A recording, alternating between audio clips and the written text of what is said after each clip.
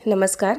ज्ञानेश्वरी दर्शन या आपल्या चॅनलवर सुरू असलेल्या सिरीजमध्ये आज आपण बघणार आहोत ज्ञानेश्वरी अध्याय 11. अध्याय 11 हे ज्ञानेश्वरीतलं अत्यंत महत्त्वाचं, अत्यंत अद्भुत असं पर्व आहे. ज्ञानेश्वर माऊलींनी प्रयाग क्षेत्राची उपमा या अध्यायाला दिली आहे. कारण जसं तिथे गंगा आणि यमुना या नद्यांचा संगम होतो, पवित्र संगम आपण तिथे बघतो, त्याच पद्धतीने या अध्यायात शांतिरस आणि अद्भुत रस यांचा संगम होतो. येथे भक्ती, ज्ञान आणि परम अनुभूती एकत्र येते.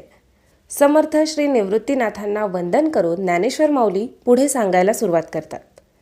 अर्जुनाच्या अंतःकरणात एक प्रचंड तळमळ पेटली होती. भगवंत सर्वव्यापक आहेत हे त्याच्या बुद्धीला पटलं होतं, पण ते प्रत्यक्ष डोळ्यांनी पाहावं, अनुभवावं ही तीव्र इच्छा त्याला स्वस्थ बसू देत नव्हती. जे भक्तांनीही कधी विचारलं नाही अशी गोष्ट आपण कशी विचारायची अशी भीती त्याला वाटत होती. पण विश्वरूप पाहिल्याशिवाय जगणंही अशक्य वाटू लागलं. इतकी उत्कट ओढ त्याच्या अंतःकरणात निर्माण झाली. आणि म्हणून अर्जुन नम्रतेने श्रीकृष्णांना म्हणतो की तुम्ही मला अध्यात्म ज्ञान दिलं, माझा मोह देहाभिमान नाहीसा केलात, पण आता तुमचं मूळ अनंत सर्वस्वरूप मला पाहायचं आहे. विनम्रतेने हात जोडून तो श्रीकृष्णांना म्हणतो की हे योगेश्वरा, जर तुला वाटत असेल की मी तुझं विश्वरूप पाहण्यास समर्थ आहे तर मला ते क्षयरहित दिव्य स्वरूप दाखव. माझ्यात त्या दर्शनाची पात्रता आहे की नाही मला ठाऊक नाही.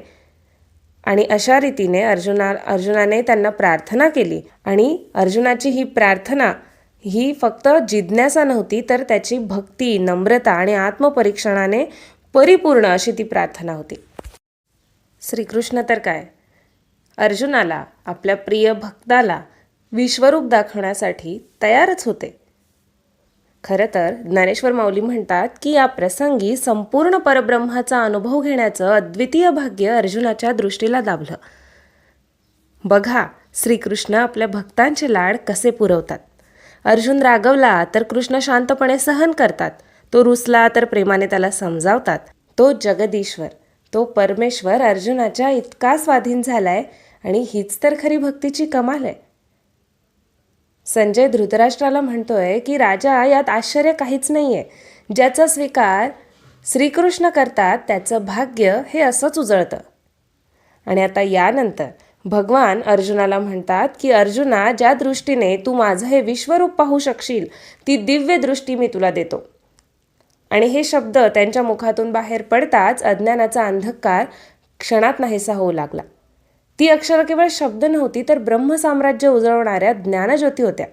अर्जुनाच्या अंतःकरणात दिव्य दृष्टी प्रकट झाली. त्याच्या ज्ञानदृष्टीचे सामर्थ्य अनंत पटींनी वाढलं. आणि मग श्रीकृष्णाने आपला ऐश्वर्य योग प्रकट केला. ज्या विश्वरूपाच्या महासागरावर सर्व अवतार लाटा आहेत, ज्या तेजकिरणांमुळे हे विश्व भासतं आणि ज्या अनादी भूमिकेवर स्थावर जंगम सृष्टीचं चित्र उमटतं, ते आपलं विराट सर्वव्यापी विश्वरूप त्यांनी अर्जुनाला प्रत्यक्ष दाखवलं. अर्जुनाचं चित्त त्या चमत्कारमय आश्चर्यसागरात पूर्णपणे बुडून गेलं. जसं ब्रह्मलोकापर्यंत पसरलेल्या प्रलय जलात एकटाच मार्कंडेय ऋषी तरंगत होता, तसंच अर्जुन विश्वरूपाच्या अमर्याद विस्तारात विस्मयचकित होऊन हरवला होता. तो मनात म्हणू लागतो, हे आकाश कुठं गेलं? ही सृष्टी, महाभूत, दिशा यांचा मागमूसही का उरला नाहीये? जसं जागं झाल्यावर स्वप्न नाहीसं होतं किंवा सूर्यप्रकाशात चंद्रतारे लोप पावतात, तसंच या विराट विश्वरूपाने सृष्टीची सारी रचनाच गिळून टाकलीये. मनाचं मनस्वीपण थांबलंय, बुद्धी निर्णय करेनाशी झालीये. इंद्रिय आश्चर्याने अंतर्मुख होऊन हृदयात सामावली आहेत. स्तब्धतेलाही स्तब्धता आली आहे आणि ज्ञानेंद्रियांवर जणू मोहास्त्रच घातलं गेलंय. पुढे अर्जुनाने पाहिलं की पूर्वीचे 4 भुजांचे रूप अनंत रूपांनी चारही बाजूंनी नटले आहेत. जणू वर्षा ऋतूचे मेघ किंवा प्रलय तेज सर्वत्र पसरले आहे. त्या विश्वमूर्तीमध्ये असंख्य मुख, नेत्र, अद्भुत देखावे, दिव्य अलंकार, आयुध प्रकट झाली. काही मुखे सौंदर्य लक्ष्मीचे भांडार भासली, आनंदाचे बगीचे वाटली, तर काही प्रलय रात्रीसारखी भयंकर, मृत्यूलाही भय उत्पन्न करणारी भासली. मुखांचा अंत लागत नव्हता म्हणून तो नेत्रांकडे वळला, तर ते नेत्र जणू विविधरंगी कमळांचे उद्यान, सूर्यसमूहासारखे तेजस्वी, तर काही काळ्या मेघात चमकणाऱ्या प्रलय विद्युल्लतेसारखे ज्वालामय. एका विश्वरूपात दर्शनाची असंख्य रूपं फुलली होती. अर्जुन आश्चर्याने विचार करू लागला की यांचे पाय कुठेत, मुकुट कुठेत, भुजा कुठेत, आणि देवाचा लाडका असल्यामुळे त्याची कोणतीही इच्छा निष्फळ कशी ठरेल. अर्जुनाला त्या अमर्याद विश्वाचा आदी आणि अंतही अनुभूतीत प्रकट झाला. दिव्य पुष्पमाला धारण केलेले, दिव्य वस्त्रांनी अलंकृत, दिव्य गंधांनी सुवासित आणि सर्व आश्चर्यांनी युक्त असे अनंत सर्वतोमुख दिव्य विश्वरूप प्रकट झाले होते. जणू आकाशात हजारो सूर्य एकाच वेळी उगवले तर जी प्रभा निर्माण होईल तीही त्या महात्मा श्रीहरीच्या तेजापुढे फिकीच भासेल.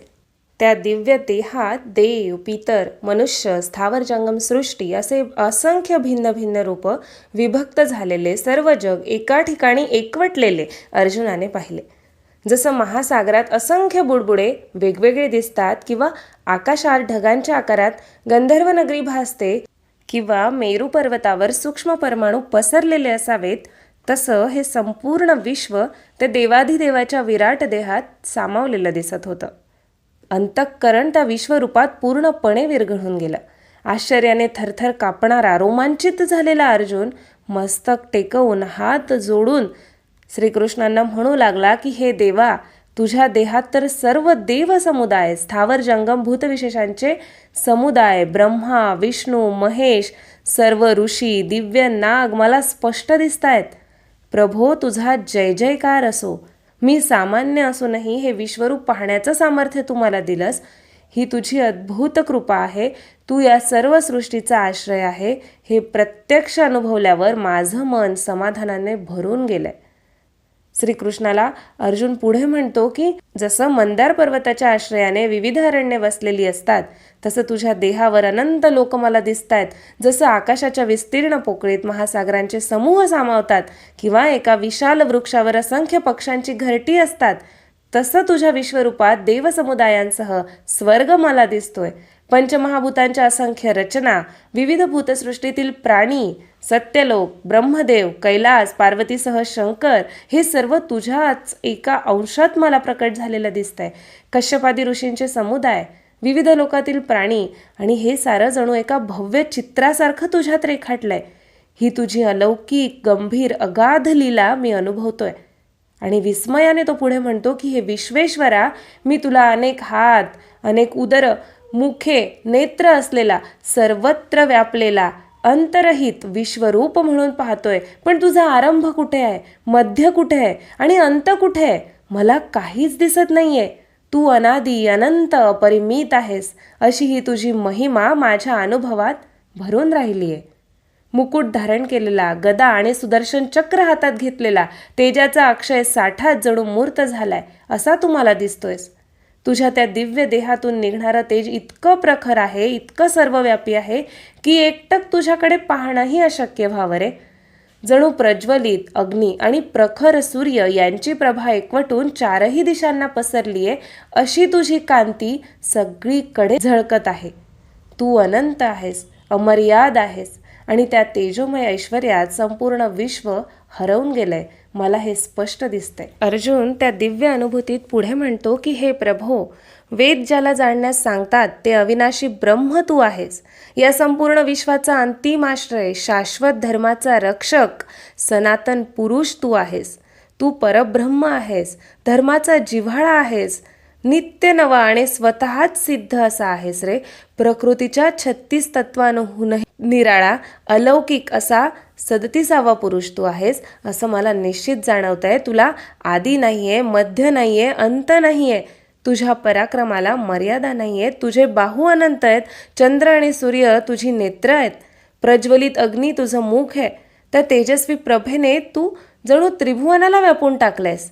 सर्व दिशांना असंख्य हातपाय पसरलेले, सर्वत्र अंतरहित असं तुझं रूप मी प्रत्यक्ष पाहतोय. यावर माझा विश्वासच बसत नाहीये. तुझ्या नेत्रांमधून कधी कोपाची ज्वाला तर कधी कृपेची शीतलता प्रकटतीये. कोणावर राग, कोणावर कृपा, ही लीला त्या विश्वनेत्रातून चाललीये. तुझं मुख प्रलयाग्नीप्रमाणे धगधगतंय, दातांमधून ज्वाळा उसळत आहेत, त्या उष्णतेने संपूर्ण विश्व संतप्त झालंय, स्वर्ग आणि पृथ्वीमधील अंतरिक्ष तू एकट्याने व्यापलायस, सर्व दिशा तुझ्याने भरून गेल्यात. हे अद्भुत, उग्र आणि असीम विश्वरूप पाहून त्रैलोक्य भयचकित झालंय आणि मीही त्या महिमा आणि भीतीच्या संगमात तुझ्या अनंततेसमोर नतमस्तक झालोय. विश्वरूपाच्या उग्र दर्शनानंतर श्रीकृष्ण अर्जुनाला प्रेमाने आणि ठामपणे समजवतात की तू विचारतोस ना मी कोण आहे आणि एवढ्या उग्र रूपाने का प्रकट झालोय, तर ऐक, मीच तो काळ आहे, जगताचा संहार करणारा, सर्वांना आपल्या प्रवाहात घेऊन जाणारा. या रणांगणावर उभे असलेले योद्धे, तुझ्या वाचून दोन्ही सैन्यातील सर्व वीर माझ्याद्वारे आधीच निश्चयाने संपलेत. माझी ही सर्व दिशांनी पसरलेली तोंड त्यांना गिळून टाकण्यासाठी सज्ज आहेत. आणि हे ऐकून अर्जुन क्षणभर भयाने व्याकुळ होतो. त्याला संपूर्ण सैन्य त्या ज्वालामुखी रूपात लय पावताना दिसतं. पण कृष्ण लगेचच त्याला धीर देतात, म्हणतात की अरे, या संहारात तुम्ही पांडव सुरक्षित आहात, तुम्ही माझे आहात. आणि पुढे ते स्पष्ट करतात की शौर्याची गर्जना करणारं हे सैन्य, मृत्यूला हरवण्याच्या वल्गना करणारे हे वीर प्रत्यक्षात मृगजळासारखे क्षणभंगूर आहेत. हे केवळ नावापुरते उभे आहेत. म्हणून अर्जुना, अरे उठ, युद्ध कर, यश संपादन कर, शत्रूंना जिंक आणि राज्य मिळव. हे सगळं तर मी आधीच केलंय, पण तू निमित्त मात्र हो. आणि अशा रीतीने श्रीकृष्ण विश्वरूप दर्शनामागचा उद्देश देखील स्पष्ट करतात. अर्जुनाचा मोह नष्ट करून त्याला कर्तव्याची जाणीव करून देणं आणि दाखवून देणं की अंतिम कर्ता तो स्वतः आहे, मानव फक्त त्या एका दिव्य योजनेतील एक साधन आहे.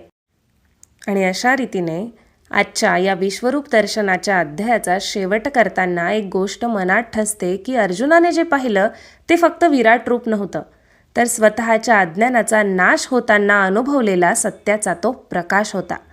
श्रीकृष्णाने विश्वरूप दाखवलं ते केवळ चमत्कार म्हणून नाही, तर मी सर्व आहे, सर्व माझ्यात आहे आणि तूही माझ्यापासून वेगळा नाही आहेस, हे अर्जुनाच्या अंतःकरणात कोरण्यासाठी. भीती वाटली ती रूपाची नव्हे, तर आपल्या मर्यादित दृष्टीची. आणि जेव्हा अर्जुनाने नम्र होऊन सौम्य रूपाची विनंती केली, तेव्हा परमेश्वराने पुन्हा प्रेमळ सखा होऊन त्याला दर्शन दिलं. कारण परमसत्य भयानक नाही आहे, ते करुणामय आहे. हा अध्याय आपल्याला शिकवतो की जीवनातील प्रत्येक घटना, प्रत्येक संहार, प्रत्येक परिवर्तन हे काळरूप परमेश्वराच्या नियोजनात आहे. आपण करते नाही, आपण निमित्त आहोत. अहंकार सोडून जेव्हा आपण दैवी इच्छेला शरण जातो, तेव्हाच खरी शांती लाभते. विश्वरूप म्हणजे बाहेर दिसणारं अनंत नव्हे, तर आत जागृत होणारं अद्वैत. आणि म्हणून या अध्यायाचा खरा संदेश असा आहे की भयातून भक्तीकडे, अहंकारातून समर्पणाकडे आणि द्वैतातून ऐक्याकडे हा प्रवासच विश्वरूप दर्शन आहे. चला तर मग पुन्हा भेटूया ज्ञानेश्वरीच्या पुढच्या अध्यायात. त्याआधी हा व्हिडिओ कसा वाटला हे लाईक व कमेंटद्वारे नक्की कळवा. आणि जर तुम्ही या चॅनलवर नवीन असाल तर चॅनलला सबस्क्राईब करायला विसरू नका. धन्यवाद.